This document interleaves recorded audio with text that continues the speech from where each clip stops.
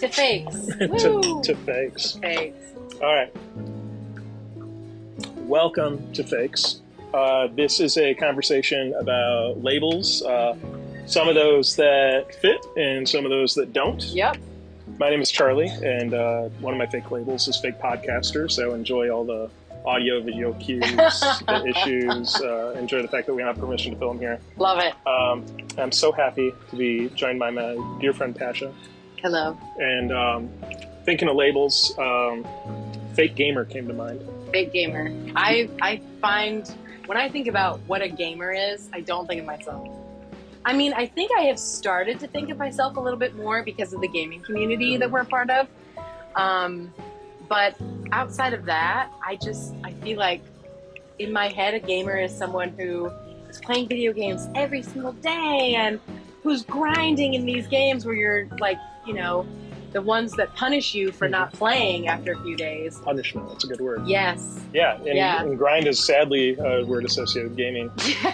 You wrote a really beautiful article, maybe a year ago now, yes. For our company blog, kind of balancing the fact that you're a gamer with the other things that you are. Mm-hmm. And it was far better than the audience deserved in the article. I appreciate it. I mean, it's a platform that it's all we've got. Yeah. So I find that it ends up just being what I use. And I do feel like a lot of my life I have felt like I wasn't the person who games were for. Mm-hmm. And so I thereby was a fake gamer and have been and continue to be and still feel that I am to this day, even now. Gotcha. Games have been a part of my life for as long as I've had like a choice on what I could do. Mm-hmm. So probably like 6 or 7, I think, was the Nintendo age. So you mentioned when you think of games, you think of grinding, punishment, and you don't like consider that a label for yourself. What else does gamer mean to you? I mean, when I hear the word, I honestly just picture people who speak almost a language in gaming that I don't understand. Like, I still don't really know what min-maxing is. There are a lot of acronyms. There are a lot of phrases and things that I don't know. So I always feel like I'm not included in that because I'm just like, I don't know what this means. And I'm sure that I'm doing it. I'm sure that min-maxing is, I mean, I looked up a couple times and I still don't think I know what it means. But let me give it a shot. I love your mansplain. So when you can develop your stats or your abilities, yes. You put them all in an ability that you believe is going to be helpful for a certain way you play the game, and you put nothing in an attribute that won't help you in the game. So Fallout, you love the show. Yes. So min-maxing is a big part of that. So some people will put their charisma at 10, and they're lockpicking at 10, and then that gives them more opportunities to avoid fighting, so they might minimize those skills fighting, and try to maximize play their way. Picking. Okay, that's really interesting. See, when you say that, now I'm just thinking of The Sims, because I'm like, when you pick your sim, you have so many attributes. You have so many attributes. You can give them charisma. You can give them, this or that. So, okay, that's really interesting. I don't really tend to play games that allow you to put all of your like tokens into a bucket. Mm-hmm. So like Fallout or they were talking about, I was listening to Baldur's Gate, yeah. Things where, you get to design and put in like your tokens into your different buckets. And I don't play those. And that's funny because you're so excited when you see yourself represented in a game. Yes. At least like when Spiritfarer came out. Oh, Spiritfarer. Yeah. And honestly, when I think about a game, I mean, it's changed so much, but when I think about something like Spiritfarer, I feel like that's a game that people would think is like a fake game. Like, it's not a real game. Like, when I hear gamer or gaming, traditionally, before I was reprogrammed in the gaming community, I thought like Call of Duty, Fortnite, Destiny 2, the games where you're hammering it hard, you're trying to get different drops, you're trying to get different things, so you have to play the same mission or whatever like 10 times to get a certain drop. Like, yeah. I mean, my husband used to play Destiny 2 and it was punishing. I mean, he would spend hours, and if he missed a day, it was just like, well, I gotta start over. Exactly. Yeah. So for sure, it's like, that is what I what I used to think of. And me playing The Sims, since I've been playing The Sims for like 12 years, I never thought of The Sims as a gamer's game. I thought of it as a girl game. And there's a whole body of research about girl games and The Sims. And I actually wrote an essay in my master's, like when I was getting my master's in one of my classes. It was like 20 pages, and it was an essay about The Sims. So we were asked to choose something that we were an expert in, and for me, the only thing in my life that I'm an expert in is The Sims, and not even anymore because I haven't played in a little while and things have changed. But so I was able to write about it, and there's so much interesting stuff about that. But it's a girls' game, and so that's always been a thing. And maybe, I mean, we program kids with toys, I know, because I have a boy and a girl, and there's girl toys and boy toys, or girl aisles and boy aisles. Yep. And it's cool to see them subscribe to that, and it's cool to see them go against that. Yeah. And they're starting to pick up what boys do and what girls do a little bit more, and it's kind of disappointing that's not as free-flowing. Interesting. I was a Sims 1 player back when it was ugly. Oh, yeah. And I love it when it was ugly. Yeah. It was all those polygons. It was great. It was creating something where I could be in charge, and that's what I didn't have when I was playing it, like in high school. Did you burn your Sims alive? Yeah, I did all sorts of things, intentionally, unintentionally. I think most of us did. Then you sell the gravestone or whatever. Yeah, here are the evidence. Really throwing it back. I cannot remember like what it is now with ghosts. I feel like I never get to that point. And in my essay, I actually wrote about how now that the Sims are these beautiful, sleek, slick, 3D, gorgeous things, I don't want to kill them as much. But when they were really rudimentary, there was a separation. You didn't feel the humanity in them. Exactly. Exactly. For sure. They only were kid and adult, and the kids never grew to adult. Baby never grew. I think baby grew to kid, maybe. Baby grew to kid, but like literally, it's just you're a kid forever. Yeah. Super weird. And I think the games, aside from The Sims, the games that have a treadmill that you can run on, such as the Destiny or the Fortnite or whatever, they make the most money, so it gets the most attention with the gamer thing. And same with like arcades. When Mortal Kombat 2 was big, it was all like how many quarters those were pulling in, and that was all the news talked about when they talked about gaming. But there's like a totally underappreciated like subgenre of kids that grew up on like the Nickelodeon games. Oh yeah. So you don't consider yourself a fake gamer anymore, but you still don't feel like identify with that. I still don't fully identify with it, even though I'm like a part-time gamer. I'm like a fake gamer, like part-time, like, because it just feels like gamer has such a specific demographic. It's like such a specific thing, and I'm still trying to find my space in it, and I'm still trying to feel at home in that term. And so, but like, and I've always felt like I was a nerd, but a gamer feels like a little bit different. But really, truly, I've been a gamer since I was a kid. I mean, we had a PlayStation. That was my first. I've played other systems before that, but that was the first system my parents bought for us. And they had Tomba 2 running all night on Christmas morning, and I loved it. And so for me, like, I have found so much enjoyment in it. And actually, a couple weekends ago, I was playing Wind Waker, Legend of Zelda Wind Waker on GameCube, which you sold me, thank you. And I was getting ready to play, and I was like, wow, I feel so bad. And I said this out loud. I said, I feel so bad for people who don't know or have games, like, and gaming, because it's an escape, it's a relax, it transports you to a new world.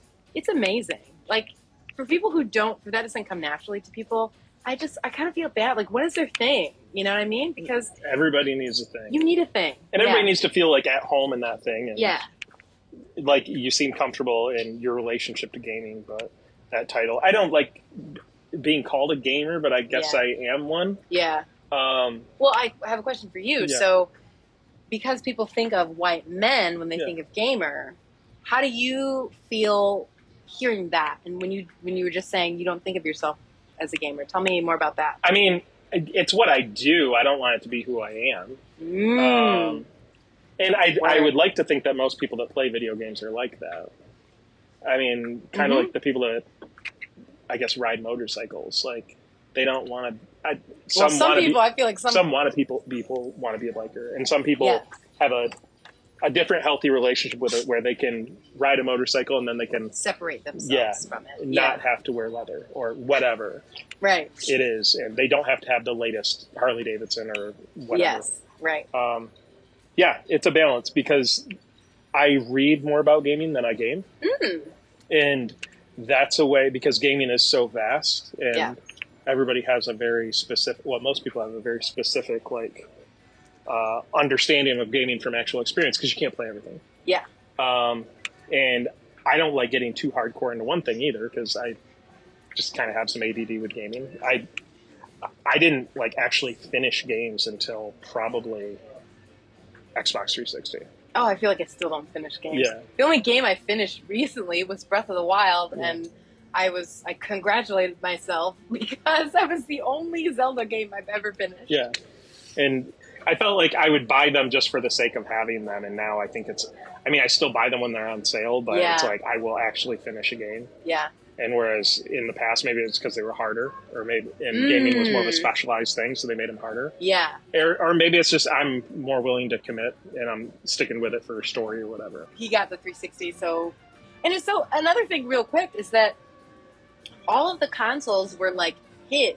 You know what I mean? Like, we had a PlayStation 1, a PlayStation 2, then we got a GameCube, and then we got a Wii. And at the point of the GameCube, that's when they were our systems. But when he had the PlayStation 1 and 2, they were his systems. So when he got Kingdom Hearts for PlayStation 2, it was his game. Yeah. And my job was to read the guide. We had a guidebook. So my job was to read the guidebook and point things out. And my dad would come in and make him share. He'd say, give the controller to her. Because I'd be watching for hours, and I'd say, it's my turn. And he'd be like, no, it's not your turn. So I actually have a bit of PTSD when Nick and I are playing Wind Waker, and he's like, had the controller for like 30 minutes, and like, this feels off. You need to give it to me now. That's good. You're taking the power back. That's good. Yeah. I'm pretty much an only child. My sister is way older than me. So I didn't have a sharing thing. But yeah, even back then I was kind of flighty with games. Like, I would play an hour and then I would go do something else or get bored. And I still am kind of like that. And now that I have my own kids, like, I have my dedicated time after they go to sleep, and then that's my time. And I feel weird when I play games during daylight. Really? Yeah. What are you playing right now in that time? Fortnite, and I'm looking for my next game. I have every subscription service. So I have Game Pass, I have PlayStation Plus, the premium version.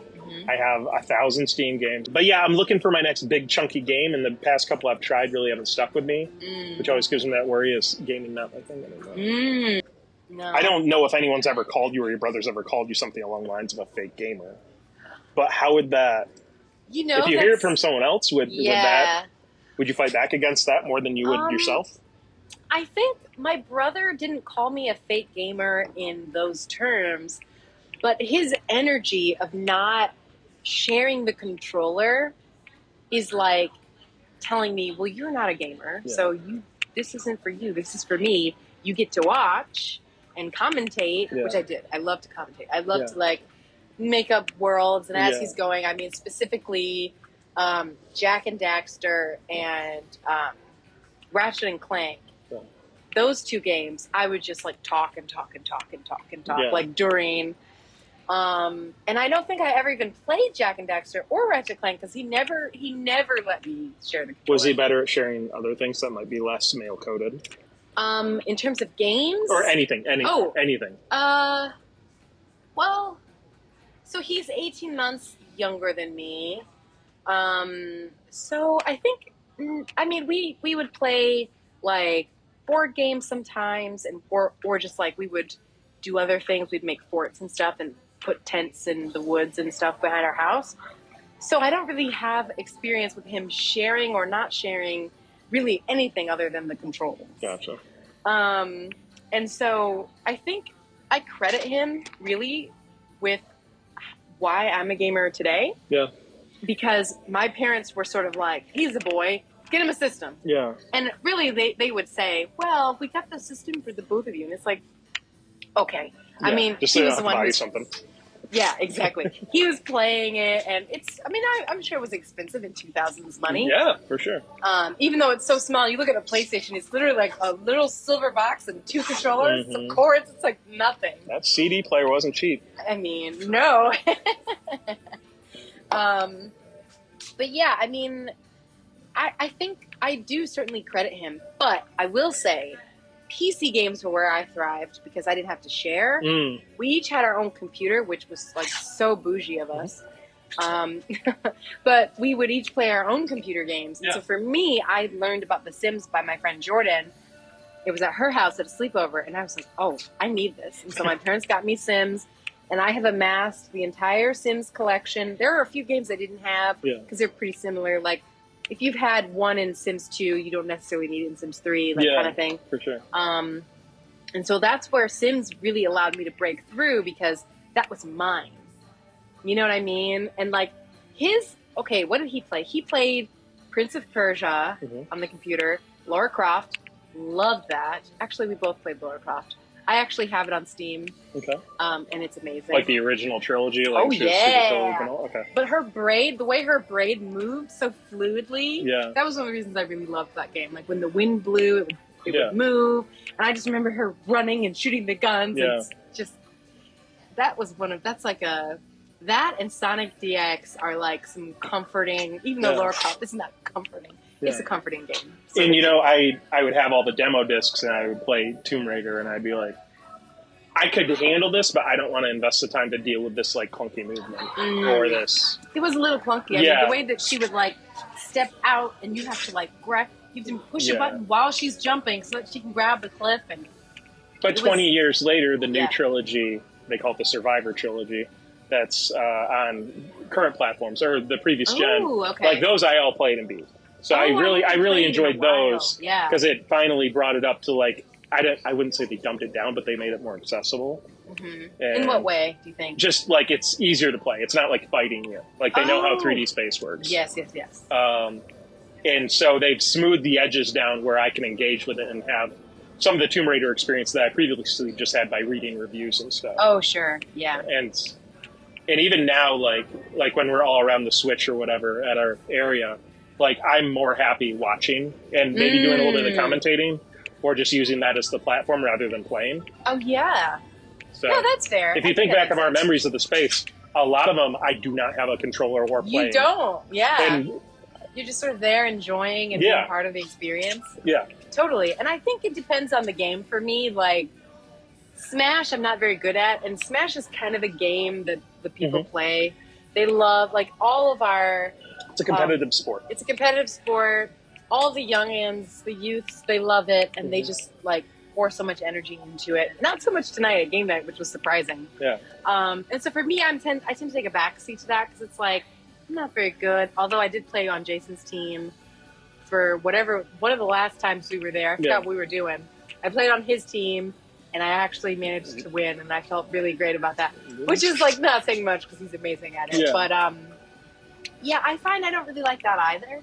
I tend to be more board game oriented when it comes to game nights because there's more of a community aspect and more of a, like, you're meeting people and you're talking to people. But if it depends on what the game is. Like, I'm much more of a single, like, first person exploration RPG. Like, that's what I prefer to do. Yeah. So the game nights don't really facilitate that well. But board games are great and I absolutely love them. And I didn't get a ton of, like, I would go over to a friend's house, but it would be like just us two. I didn't get a bunch of, like, big sleepovers, like where we game. Yeah. So maybe it's kind of feeding that, or maybe it's reminding me when I was a youth group leader, kind of like just being able to experience other people's joy a little bit. Oh yeah. Or just feeding off that like a vampire or something. No, I love that. I mean, at girl sleepovers, we didn't play we didn't play video games, which is actually a huge bummer. I mean, what'd you do as someone who might have his daughter having a sleepover? I know. Okay, so most of it was like there were some board games that were girl oriented. Oh, for sure. So I had a board game called Mall Madness, I I think? literally had that in my mind. I was going to say it, and I was like, no, let's see what she goes. Mall Madness, yes. I remember seeing the commercials. I didn't have it. I saw the commercials on Family Channel. They're literally, like, running around and trying to... I mean, they're literally teaching women to shop. It's like Monopoly, money. except you spend money or something you spend like that. money, and there's sales, and you're rushing to the sales, and it's literally... I wish I still had it. It's like a 2-floor situation. There's an escalator, and there's all these different shops. It's like Monopoly, and they're different shops. And we had that, and I actually quite loved it. Let's make a new one, and it's just you got to outrun the H&M that's like taking over every store in the mall. It was just talking about boys and crushes and stuff. It wasn't like... That's the high school experience I If wanted. we could play video games, that would have been awesome. But that often was the only way boys would like talk about stuff. Oh, because they're playing and Yeah, talking. I remember like maybe my friend Steve like telling me his first like crush on a girl like when we were watching Power Rangers, just because we didn't have to have direct focus on each other or something. It's sort of like an in-between. It's like a medium or something that you can just like, you don't have to look at each other, you can just look at it. Yeah. Oh, sure. that's so funny. So you don't call yourself a gamer, you don't feel like you not earn the title, but just the title doesn't fit you. If an outsider were to say, like, what is she doing there? She's not a gamer. Like, how does that make you feel? Well, I think in some ways I've kind of earned it because, like, I sort of claim it a little bit more. You're wearing a video game. I have no video game T-shirts, so it's literally NPC, push X to talk. Yeah. So I wanted to wear this shirt because one, I love it. We got these for our open house at Steel Case. Oh, I didn't know you got specifically for that. I thought you just happened to have them. No, we did. Oh my God, were you not in that meeting? You may have like. I thought you dressed as Ash. I might have it was blocked a different it out. thing. You were dressed as Ash. It was a whole other separate. And I wear the Pikachu ears. Yes. But I have this shirt, and Zach and Will also have this shirt. Oh, I did they have it beforehand? Or No, we all got separate. it. Oh, cute. Okay. Yeah, to be because of Will's idea of the quest, and it's like, oh, I'm an NPC, I'm a non-player character, like, but yes, I feel like the gaming community has helped me feel like I have earned that title because, I mean, I literally wrote an essay in a master class, a graduate level class about The Sims. So, like, if I can do that, what else am I, right? Like, well, I think that's what we're going to get into if we do more of these. Yeah. When we do more of these. So, earn the title. Is gamer or video game player, whatever, is that a title that needs to be earned? That's a really good question. No, I don't think it is, but I think the way that people treat it, it's like you're not a real gamer if X, Y, and Z, which is like, I mean, honestly, to be totally candid, we know a guy named Jason. To me, he is like that. He is that thing. He knows a ton about like pretty much a big swath of gaming in general. He stays up. I mean, he literally told me he was up late last night, being on his friend's stream. Yeah. Like, when I think of gamer, I think of the streaming and the, the followers and the, like, all of that. All of that. So when I was in high school, I was really protective of, like, gaming titles. Because that was, like, something I had. Did you ever see Booksmart, the movie? Mm-hmm. And so the two main girls were really smart, and they were going to go to good colleges. Really good movie. That was their entire identity. Yeah. And then they got mad when they saw kids that also partied going to good schools or having a good career because, like, that was their thing, and they were protective of it. Yes. And I just had a lamer thing, and that was being, like, a video game dork and, like, knowing Sonic the Hedgehog characters or something. And, like, I would get offended when people, or especially girls, would mention their boyfriend plays Madden. How dare he have a girlfriend and play video games? I don't really do either, but I'm super like confrontational and like gatekeeping. Totally. About it. And I see. But here's a question. Yeah. I know that sports video games are games, but they feel so different because a sports like okay, if you only play sports games. If you only play 2K, which a ton of people do. Yeah. Do you have the same video game literacy as people who play, like, all kinds of games? I doubt it. I mean, I bet it's deeper, and it might be an extension of your love of the sport. And it might be just the grind you decided to get on. Yeah. Because they've incorporated a lot of the Destiny stuff into... Oh, they have they? Oh, yeah. They make billions of dollars from, like, Ultimate Teams and doing your daily quests and This I did not know. Oh. I don't really like sports in the human world. Yeah. So I'm like, I think the only sports games I played that I liked, Tony Hawk and SSX Tricky, snowboarding, super fun. Like those two games were like it for me. You're throwing some like, not deep cuts, but you're throwing some like medium cuts at me that like is telling you have a substantial gaming history. I do. I totally do. And just because it doesn't fit Jason, I can win a tournament. Right. Or I stream as my network is found through video game. Mm-hmm. I just question it. I mean, you're whatever you want to be. I don't like the term gamer, period. It's a hobby to it. Just like biker or whatever. Oh, sure. Or filmmaker or whatever. It's like... But you are a filmmaker. I try to be. Yeah.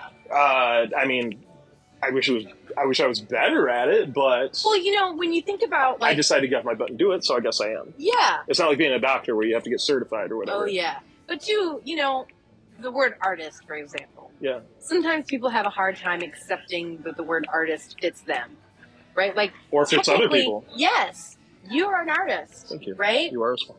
Yes. The films that you make, you're writing scripts, you're telling stories, you're an artist. Yeah. And I write, I'm an artist. It's really hard for me to accept that, so a separate episode, fake Yeah, artist. for sure. But, you know, it's hard for me to accept that. Mm-hmm. And it's true. Yeah. But it's just, there's something about, you know, when you hear these words, you think about the word in the dictionary and who is emblematic of that word in the dictionary, right? Like, so if I think of artist, I think of like, I don't know, Basquiat or Leonardo da Vinci or... And I think some people can get in the gaming thing, like whether it be the console or... I'm guilty of every single gamer crime. Every single one. The ones that would probably make us not be friends anymore. But wait, what does that mean? being the gamer. Being the bad gamer. Yeah. But like the console warriorship or whatever it is now, or calling people fake gamers because they play mobile games. Like I've been guilty of all of it, and thankfully I just somehow, without trying, I got a life. And then now it's all silly. And I wish I would have embraced more things, because really what I was desperate for was a community, whether it be a gamers or anything else. So. Yeah. No, that's hard, because mobile games are certainly still games. Yeah. And I mean, I feel bad when they take advantage of people, or it's all like ads and crap full of junk. Oh my God, yes. A game shouldn't have like a good game that makes you feel good. Yeah. Shouldn't have an ad in it. Yeah. So you feel like you've earned the gamer title. You don't claim it really. Do you see others or hear from others that make you say like fake gamer? Like what screams fake gamer to you? I try even if you don't call that. Yeah. I try not to have that mentality, only because I feel like I have been on the receiving end of it. Games, first of all, people see me, they see a black person probably first. Then they see a woman. But as a woman and as a black person, there's a certain amount of realities where you can see that games weren't necessarily made for you. For sure, yeah. And so when I see something like Spiritfarer, which stars a black girl, it's like, wow, okay, so one, she's a black girl. Two, you can't change it, right? Yeah. It's one thing if you're playing like Cyberpunk or whatever, where you can make your own character. Yeah. That is actually, that's cool, because it's allowing for all these different kinds of expression. Yeah. But when they force you to be a certain thing, like for example, Alex in Life is Strange True Colors, she is an Asian woman, and you can't change that. Yeah. What that does is that gives people who look like her a platform and sort of like a place to feel comfortable, and a place to feel like the game was created with them in mind, and like the game sees them. And so, you know, there aren't very many games where the main characters are black women. Mm-hmm. I can't think of very many at all. But I mean, that's kind of what I would say about that. But as far as like, do I see people, or do I think of like, do I see some activity or some behavior and think, oh, fake gamer? Yeah. No, I don't think so, because I am still like wrestling with that myself. I feel like I've earned it partly because I beat The Legend of Zelda Breath of the Wild, Hey. which was a very hard game, and I definitely didn't complete it. I'm not a completionist because fuck that. Like every single side quest, no, it's an enormous. Like, but for me, maybe if it gets renewed. For me, it was about being free. Yeah. Like you can do whatever you want. Yeah.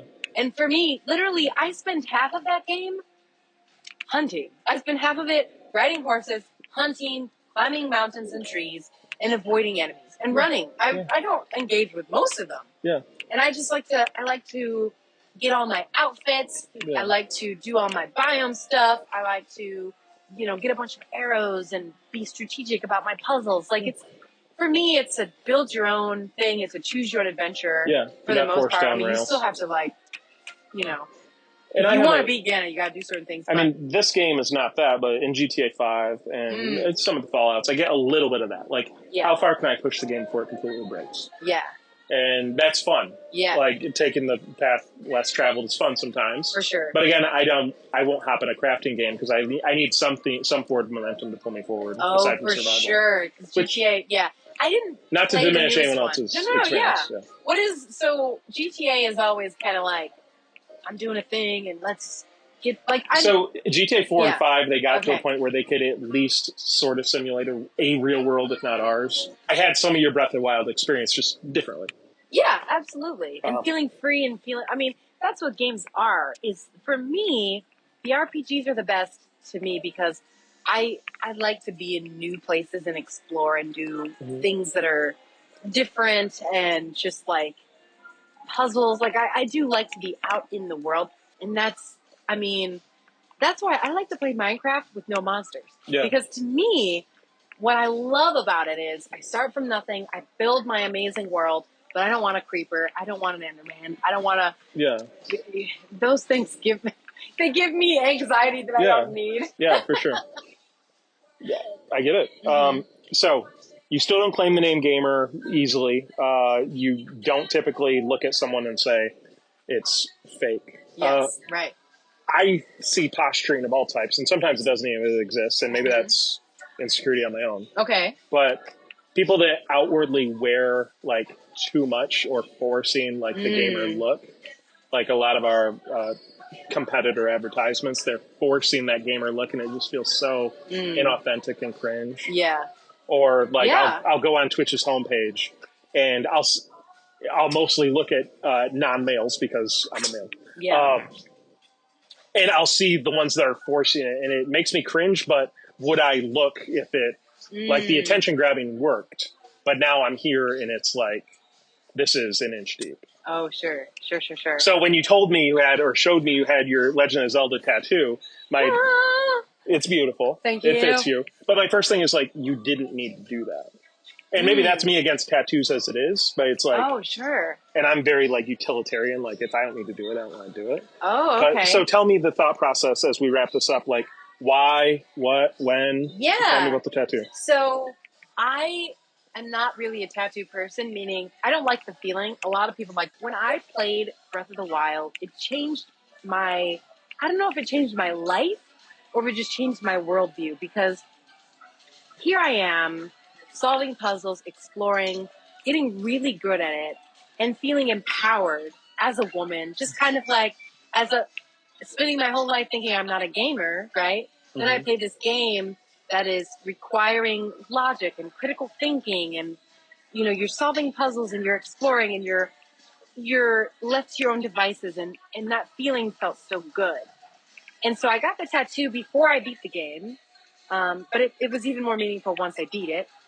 To me, I got the tattoo because it was the experience of playing it, but also there's a character in the game called Pasha. Oh yes. So if you go to like the Gerudo village, there's a woman, a Gerudo, and her name is Pasha. And for me, I was just like, what? Okay, that means that it is my birthright and my legacy to be a part of that game. And so that's cool. Why I got the tattoo, is because, and it is a specific flower. It is a warm Saphlina flower which grows in the Gerudo region. And so that's why I got it. Oh, the story means more to me than like you And just that's showing why it. it's like It's deep, not just because it's in your skin. exactly. Yeah. I could have gotten a Triforce. Yeah. Right? Well, the Triforce signals to everyone, hey, you know, I know, we see. Look at You're this a thing I gamer. know. Exactly. Yeah. Look at this thing I know. But this is like, oh, wow, that's a pretty tattoo. Okay, But yeah, cool. that's why I have it, and it's meaningful to me. And people ask me about it, and I proudly say, oh, it's from the Breath of the Wild, and they're like, oh.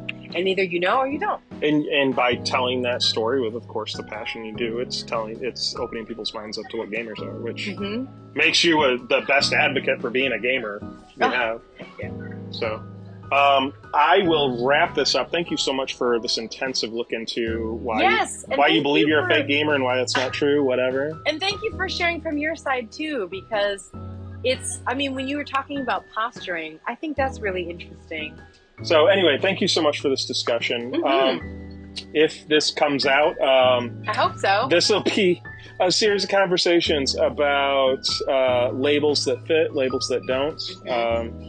I don't think there's going to be real answers here, and I think your questions about posturing, I think we're going to get way into that in some of our other topics. I'm excited to dive in, and I mean, I am very severely diagnosed with imposter syndrome. I mean, it's not a diagnosis; it's a self-diagnosis. You're not a doctor; you can't do that. You're a fake doctor. I'm a fake doctor.